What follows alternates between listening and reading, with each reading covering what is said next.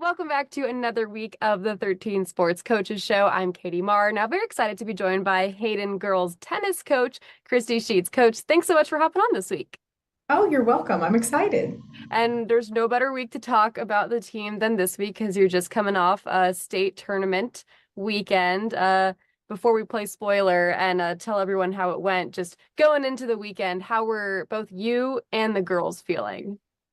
Well, we kind of knew that we were pretty stacked. Like we knew we had a chance, first of all, to win it as an entire team. So we had all six of my girls made state. So that is one thing when you're looking at the tournament, the more girls that you can take, and six is the max, the more girls that you can take, the better chances you have of actually placing at state. And then I came with Ainsley Zuleta and also Emily Sheetz as two seniors that were both have two state titles. Ainsley has two state singles titles and Emily has two state doubles titles. So we knew we were strong. With that, we felt deeper this year than we've ever felt before. We were coming off a Centennial League win, which Hayden High School has never done before in girls tennis, the city tournament win, and also a regional championship. So we were looking at it. It's hard not to be overconfident because tennis is a game kind of that there's a lot of emotion, there's a lot of mental preparation that goes into it. So, but I felt really good about my team, and I think that they also knew that they had a great chance. Well, I know that they knew that they had a great chance to win because we talked about it. Yeah, I mean, when you're coming into 4A, but all throughout the year, you compete against teams that are bigger than you guys because you're in the Right. Centennial League, and then you come in as a Centennial League champs. Just Right. how much of a confidence boost is it to win the Centennial League? Obviously, it was history making for this program this year because it was the first time ever. But just how huge was that when you carried that over to the postseason? Oh, probably aside from state, I think that that was probably our biggest accomplishment as a team. We had won the city tournament in 2022, I believe.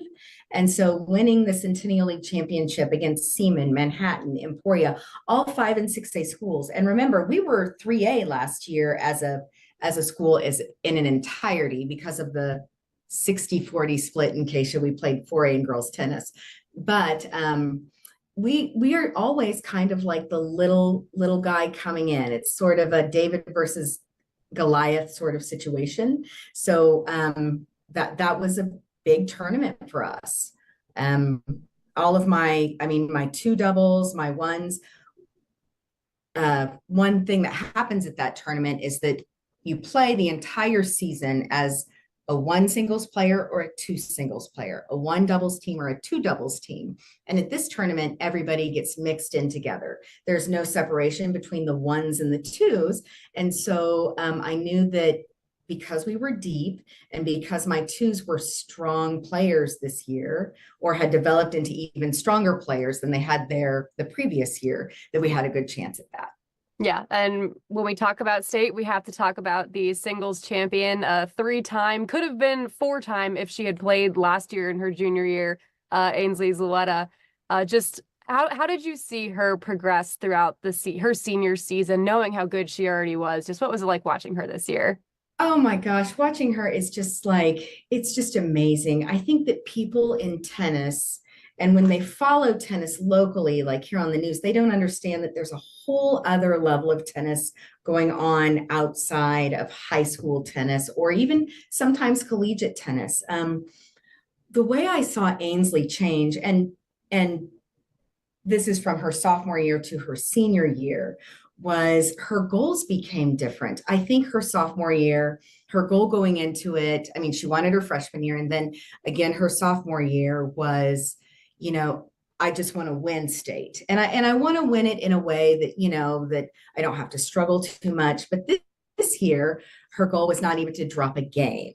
So throughout the whole season, um, she only dropped 5 games. Now, that's not matches for people that don't play tennis. That means, when you hear a score 6-0, 6-1, that she only dropped 1 game in that match. And so in its entirety, she was 20-0. And out of all of those 20 matches, she only dropped 5 games and 0 at state. And that was her goal going into state, that kind of in the back of her head that she wouldn't drop any games. And she accomplished that. She's incredible. Yeah, and I know that she was doing stuff outside of the state last year. How did you see that change her performance on the court coming back this year as a senior? Oh gosh, I mean, she's developed great strength. She was her freshman and sophomore year, she's just a little gal anyway, and her court movement is amazing. But I think the strength that she developed, you could see it kind of in her body, and the kind of the healthy habits that she's also developed through that. It was really evident. Her movement around the court was amazing, and kind of her decision making as well. She's a crafty player. She's got some great tools in her arsenal, and just kind of watching her use the backhand slice and just other things where before it was just maybe a little bit less, what's the word that I'm looking for? Maybe a little bit less of a conscious decision. You could see that she was really setting up the points this year. Yeah. And just from your point of view as a coach, as you're watching her go to the championship match and make it through every round, were you nervous? Were you just excited? Were you confident in her? Oh, of course, I was confident in her. I felt like she might have had a little bit of, just some nerves that I hadn't seen before. There is a lot of pressure with that, with all of the coverage that happens and all of the great things that are happening in youth sports. But with that success comes great pressure. But she just managed it beautifully. Tennis is, I mean, it's a very physical game, but it's also, there's so many mental things that go with it. And one of the things that I like about Ainsley is that she's able to calm herself down. She was such a great leader this year. We loved having her back. And most importantly, I know that she's a great athlete and a great tennis player, but she is an amazing person. She really is. We love that. And you had Yeah. two other girls make it to a championship match, Emily Sheetz and Sophia Wickman. They do eventually fall in that doubles championship match, but they still made it there, and that's all that really counts. And what was it like watching that? Oh my goodness. Well, one is my daughter, right? Yes. So Emily is my daughter. And watching her go in as a senior, and she lost her doubles partner of 3 years, Lauren Sandstrom. And although we had really high hopes, but we always kind of knew in the back of our minds that, this is going to be tough. And when I finally decided to pair her with Sophia, they had only played together 3 weeks, even into the state tournament. So they started playing together on September 24th. And what they accomplished is pretty incredible. And it doesn't just speak to Emily, but it also speaks to Sophia, who is just a freshman. So going into state, they were 12-2. Em finished the season total playing with other partners, 24-5. But Sophia kind of, when I finally she's a dual sport athlete. She also plays volleyball. So that's kind of what we were working with, getting her to practice, getting her to competitions. But she is a great athlete, and she handled that pressure beautifully. And I'm so proud of them. And I think Em ended the season with 129 total wins. Wow. I mean, she's been a stellar part of our program, and also a great leader, and doing great at doing the fun things and scheduling the team events and the team dinners. And she's just been really, really an imperative part of the team. Yeah. What's it like being both a mom and a coach to her? Oh, well, I mean, it goes up and down. All coaches that coach their own kids can say it sometimes can be a bit of a roller coaster, but I am so happy that I did it, and I'm so proud of her. Yeah. And another girl on your team that had a really awesome season was Grace Funk, who is only a junior, so she has another year. Just what was it like watching her progress this year, and how excited are you to watch her step into that senior role next year? Oh, she's amazing. Talk about a tough kid. And I do want to say this, that for state, I think we had 40 points, and the closest team was maybe, was it Wellington? No, it was McPherson. They had 28, but Grace was a huge part of our winning state, because our biggest competition, McPherson, Independence, well, there are a few that brought 6 kids, but she, on the backside, beat a singles player from Indy. And so when she did that, it kind of we kind of knew that we were solidifying this win. So she was incredible. She had a match on the first day that lasted 3.5 hours. So she is just, I know. And I think I counted one rally in a different match. There were 104 shots back and Wow. forth. I mean, she is a backboard. She's incredible. And if she continues to work on her game, she's going to be a real threat next year too. Yeah. Do you see, someone like Grace or Sophia as well, really stepping into those leadership roles next year now that Emily and Ainsley are going to be gone? Oh, for sure. Yes. Yeah. And Grace has some natural leadership qualities. She does so many things here at school. She's on student council, she's involved. And, that's another thing about high school sports is that not only is it, supposed to help them have this sense of belonging and develop some great skills, but it's also just supposed to enhance their high school experience and not really be the high school experience, but enhance it.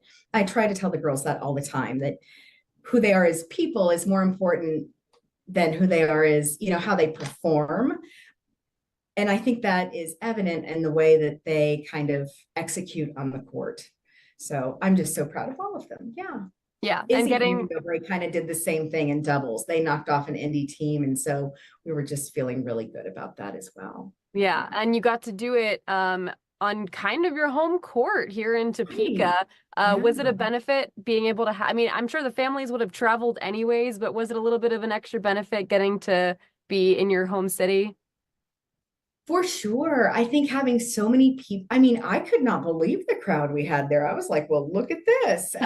So people learned a lot about tennis that day, but their high school friends all came out, especially with having some upperclassmen. I have the 3 juniors, and then Emily and Ainsley are seniors. Sophia's volleyball team came out to support her. Yeah, I mean, it was just an incredible day, and it felt really good for Hayden as just a community, for sure.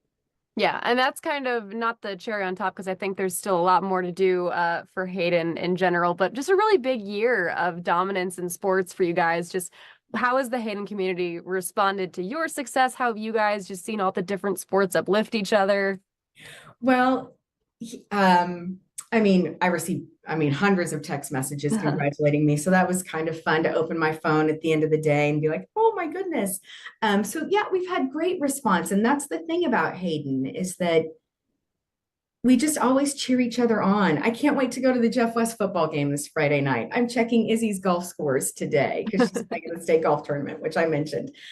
So it's just one of those things where we're all rooting for each other. Sophia will be playing in sub-state competitions at Hayden this weekend. So go volleyball. And so yeah, it's really nice to have so many people rooting for you. And we're all rooting for each other, for sure. Yeah, and we know that, football and whatnot, they're always going to get a lot of attention, but I mean, this has been a really dominant year for girls sports in the area, outside of just those main revenue sports like football, and basketball. Just what has it been like seeing the girls game and all different girls sports kind of grow and gain popularity? Do you see more girls wanting to join sports at all? For sure. And I think, and I'm going to speak specifically to tennis here. I think there's great, I mean, Seaman High School, Washburn Rural, there are great, Topeka High.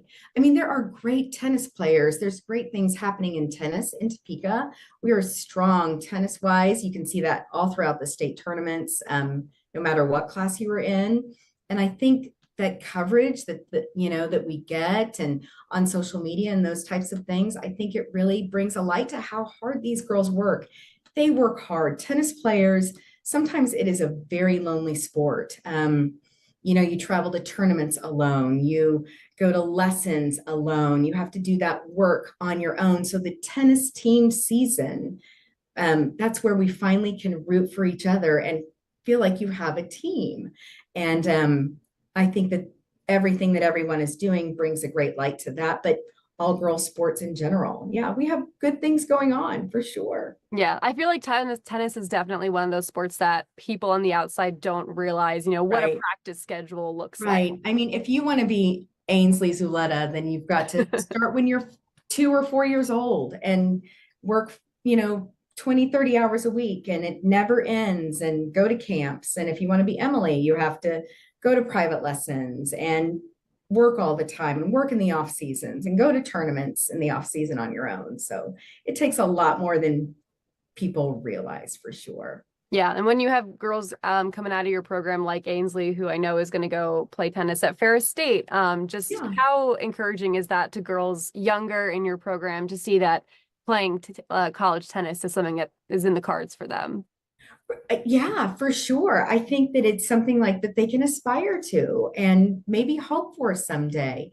College tennis is different than other sports. Most colleges, D1, D2, no matter what level, most of the athletes are international. So they kind of have a quota that they have to meet of Americans on their team. Usually it's just two. So there's a squad of 12, there might be two Americans. So it is really tough to play collegiate tennis. But with kids like Ainsley around and her positive attitude and her work ethic, she's just such a great example to everyone else about, how to do it and do it right. Yeah.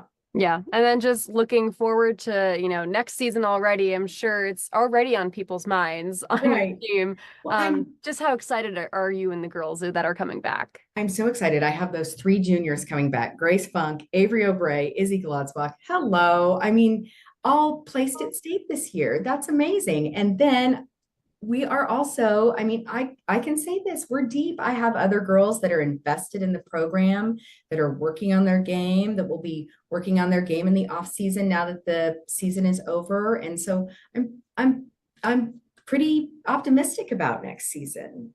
Love it. I don't know if we'll ever be able to top this season, but, um, but I would like to try and do it again someday. Absolutely, back to back. Yeah. Oh, yeah. Well, before we end, is there anything else you want to, tell the people? Anything else I maybe didn't ask you want to get out there?